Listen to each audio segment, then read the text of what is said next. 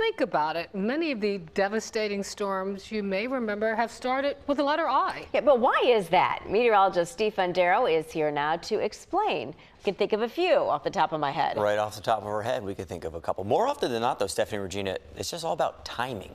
When the I storm does develop, it's typically right around peak hurricane season. And the I named storm is actually the most retired tropical cyclone name on record.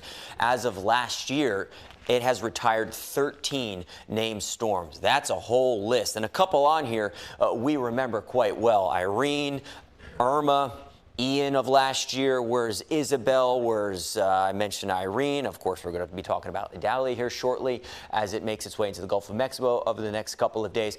And really, though, it's because they develop when the prime conditions are available. Peak hurricane system. Now, the average hurricane season has about 14 named systems, and the I named storm is 9th on the list. So it's almost a guarantee that we get an I named storm somewhere in the season. And by the time it develops, late August, early September, we're talking about peak hurricane season. So we're talking about big time warm waters in the Atlantic and the Gulf of Mexico that are available to produce big time storms. But what about here across Hampton Roads? Of course, we remember Isaias of last year. That's not a retired storm, but that's one that damaged the church, the Baptist church in downtown Norfolk, ripped down some brick walls when it was like countless tornado warning after tornado warning.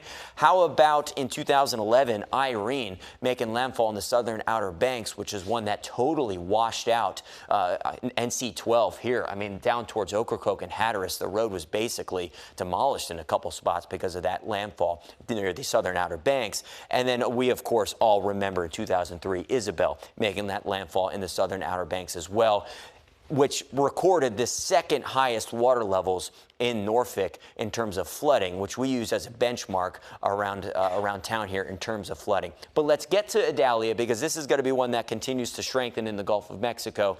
And in about 45 minutes, we're going to have an updated track from the National Hurricane Center. Don, you remember many of these I storms, but as we continue to look out in the future, there's a couple we're watching currently. Yeah, there are a couple we're watching currently.